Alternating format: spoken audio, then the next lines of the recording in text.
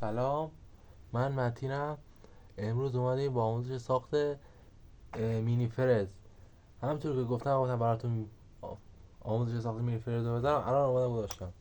همونطور که میبینید من یه دونه مینی فرز درست کردم. ولتاژش 24 ولته ولی آداپتور من 12 است. 12 هم میشه 800 ولی خب ولتاژ 24 هم میشه 800. یک دریل، یک مینی فرز پرقدرت و قوی.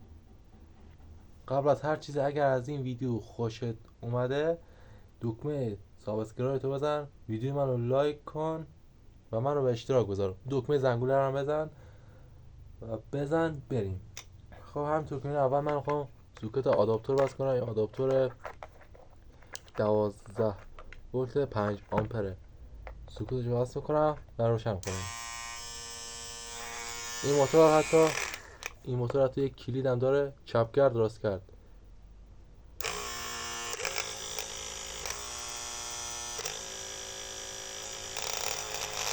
به این ور میچرخه. حالا بریم واسه تست. این سه نظام، این دریلی که من درست کردم همه چیز بهش میخوره، فقط تا چیز قطر 3 میخوش میخوره. و تست 3 اول بریم واسه سوراخ‌کاری.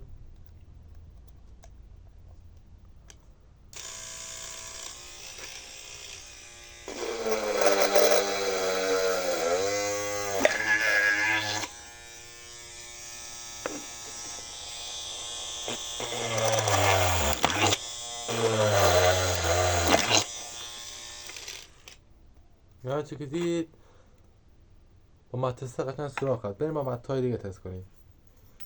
من با این مته تست میکنم. تستش میکنم.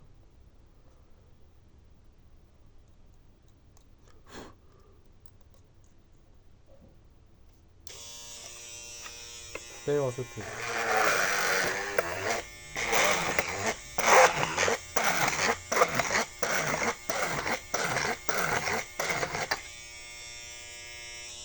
قشنگ سوراخش کرد.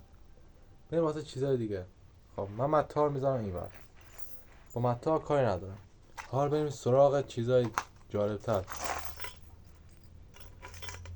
همونطور که اینجا مشاهده میکنید تیغ برش و فرز و سنگ انگشتی و کلی چیزای جالبش میخوره. از تیغ برش بگیر تا از این سنگ انگشتی ها و از همینا،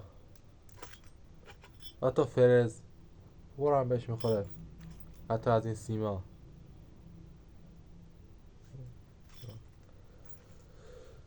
از اینا هم بهش میخوره واسه برش اینا. بریم اول تستش کنیم. من میخوام اول با سنبات تستش کنم. اینو من یکم عوض، چون اول با این یکم خیلی کار کردم، یکم چیزش رفته. بریم واسه تست.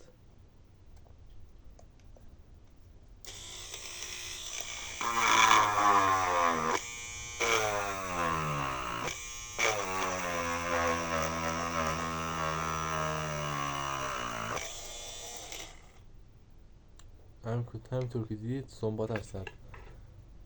بریم با اونا دیگه. من این یکی رو از قبل یه دونه واسه خودم درست کردم با سنبات هست. اینا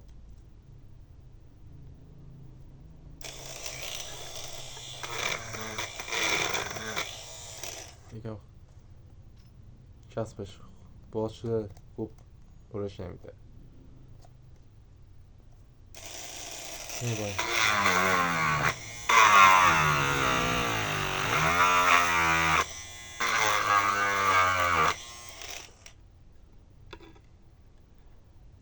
قشنگ سنباتش زد. خیلی چیز باحالیه، خیلی چیز خوبیه. بسم الله الرحمن الرحیم.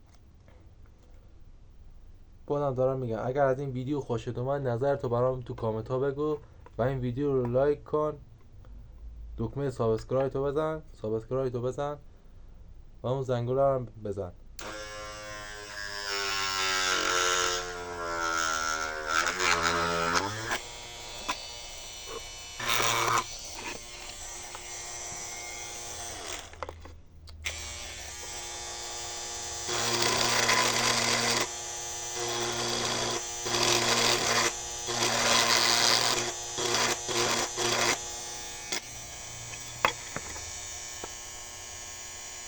و تو همیشه حکا کم کت باش.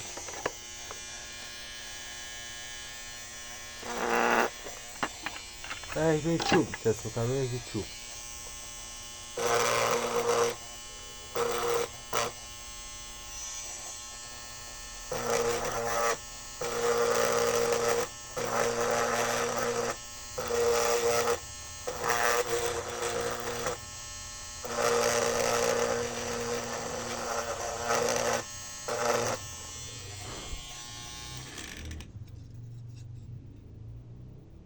لایک کنید،